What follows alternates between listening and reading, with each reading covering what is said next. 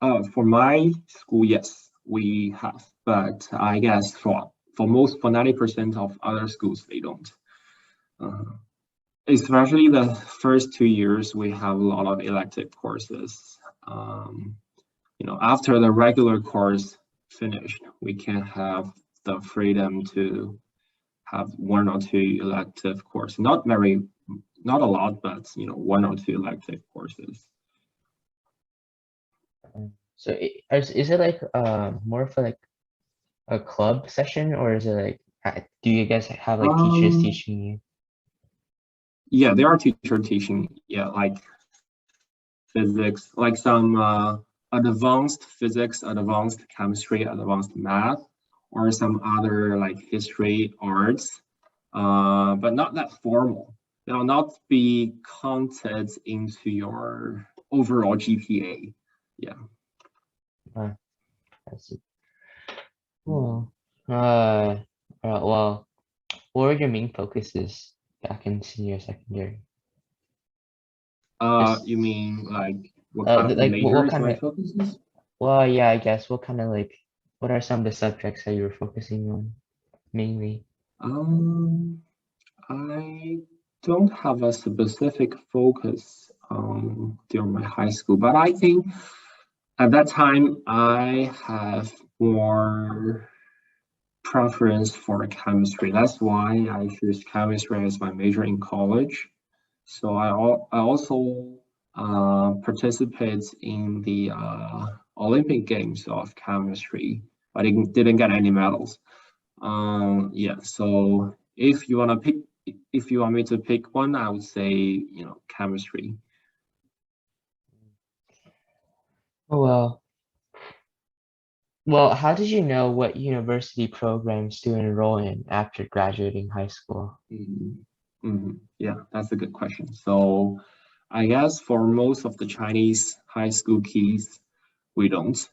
Because it's not the same as in the US or in Canada. You submit your applications, right, to different university, different programs, and you have a lot of choices. So in China, this is how things works. Okay, so you finish your college entrance exam, and after 2 weeks, you get a grade and you get a ranking, inside your province. Okay, and every university have a certain quote for each province. Say Peking universities, they will enroll like 30 people in Shandong province this year. Like Tsinghua University, they'll enroll like 50 students in Shandong this year. So different universities have different, this quotas in one province. So based on your rankings, you can estimate which universities you are able to get into. So okay, so I see my grade, see my ranking here. Okay, so blah blah blah, 1, 2, 3, this A, B, C universities that I might be able to get into. So, and that's when you start to look into the program that these universities have. And for me, because I am particularly interested in chemistry, so I just pick a few majors that is related to chemistry. So my undergrad major is polymer materials and engineering. So because my father works in a university, so I got the chance to discuss with several professors in this field about what they're doing, what they're researching in this field. So I feel, this is my interest. I'm going to choose this major. So yeah, I guess this case, this kind of things varies from people to people. Some people just choose a major like randomly. Some people have a clear direction what they are going to study in a college, but it's all based on which college you can get into, which is based on the grade you get in the college entrance exam. Mm. Well, what do you think are the main differences between university in China and university like in the Western world? Yeah, that's also very good questions. In terms of getting knowledge, I would say the difference is minimum. I don't see a big difference, for a student from China, student from India, student from like US undergrads. I don't see a big discrepancy in their knowledge background. If you study hard, you always get a very solid like knowledge background. But I would say the biggest difference is like the living quality. Say, because in China, usually the dormitory is not as good as, at least it's not as good as the dormitory in the US, I guess in Canada as well. So in China, we have 4 people living in one room. Everyone has his own bed. So not like usually, here 2 people living in one room or 1 people living in his own room. We are, 4 people living in one room. And as for other things, I think there are more like political courses in Chinese universities, which is kind of useless. But that's that's what it is. What it is. Yeah, and also I think there are more opportunities for undergrad participants in research here, okay, in the US or in Canada. And another big difference is the teacher to student ratio. Because in the US, because I went to a private university, Johns Hopkins at US, which is a private university. So, because it's a private school, the teacher to student ratio is really low. So that means every student, because I see at maximum 30 students in a class, in one classroom. So, the student can get more attention from the professors. But in China, usually, because you have a lot of students, but not as many teachers as here. So the teacher to student ratio is really high, and usually in one, like those common classes like chemistry, physics, biology, usually, you have 200, 300 students in one classroom. But I guess in the US, for the public university, like here at University of Washington, you also have a lot of students, like very high teacher to student ratio, but still a little bit better than the universities in China. Yeah, so every student will get less resources compared to the students in the US and Canada, I would say. So I noticed that university in China generally have like a lower ranking than the ones in Canada, US.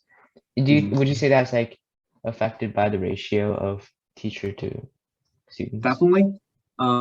You can see there are different ranking systems, right? There are 3 or 4 major ranking systems.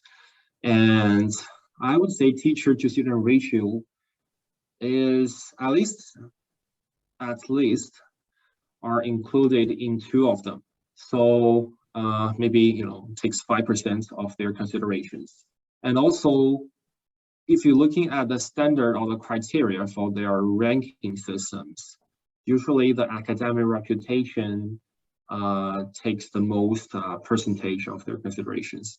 And that is a very subjective, I say, criteria. So you see, reputations, and also, most of the publications, those major journals in the world, they're written in English. So naturally, English-speaking countries are more advantageous in, getting higher academic reputation. And of course, you have to have more money to have good research. So, China is still a developing country, so most of the universities are not as rich as the universities in the US and in the Canada. Yeah, and also, some of the ranking system also includes the percentage of foreign students inside their ranking system. And for universities in the US, in the Canada, or maybe in the UK, you have tons of foreign students from all over the world because they have higher academic reputation. So all of this add up together makes that usually universities in the US, Canada, UK, these countries usually they have higher rankings. But every ranking system have biases. Some ranking system they are more looking into the academic achievement. Some ranking system they care more about the undergrad teaching quality. Some care more about the research that's more about PhD study, right? Yeah, so depends on which ranking system, what kind of criteria they use. You'll see that different universities have very different rankings on different lists. I see the QS ranking this year, at least some Chinese universities are very highly ranked, like Tsinghua University or Peking University, but still not as good as like those very old and prestigious universities like Cambridge, MIT, Harvard. Yeah. So the university in China still have a long way to go to improve themselves. I think my university near my place is like almost as good as Peking. Columbia. Yeah. But that's whatever. I also heard that bachelor degree is pretty much a minimum requirement for getting a white collar job nowadays. Is that true? Yeah. I guess for every country that's true, right?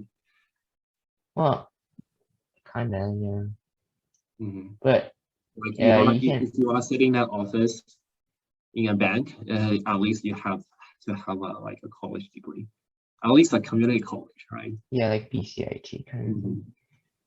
Wait, yeah, I feel like it's more like it's like a minimum requirement. It's not even like you're not even guaranteed a job once when you're having a bachelor degree in China. Yeah. Because the major problem is still too many people, not enough job, right? So always very high competition. Yeah, because after the what's it called, junior secondary exam, only 56% of the people can enter normal high school. And then with after the college entrance exam, only and the 53% can get into university. So basically a quarter of people are getting washed out. But still, I think what was the number again? 11.93 million people are attending Gaokao this year, which means that in 2026 there's going to be 6 million people graduating with bachelor degree. Yes. And that's like still a lot of people, right? Yes. And I guess there's just not enough jobs for those people. So yeah, if the job market is good in some years, everyone can get a good job. But in this kind of situation, I guess a lot of people are having a really hard time finding a good job. Well, that's the end of the interview. Thank you for coming to my interview, Yang. I'll see you next time.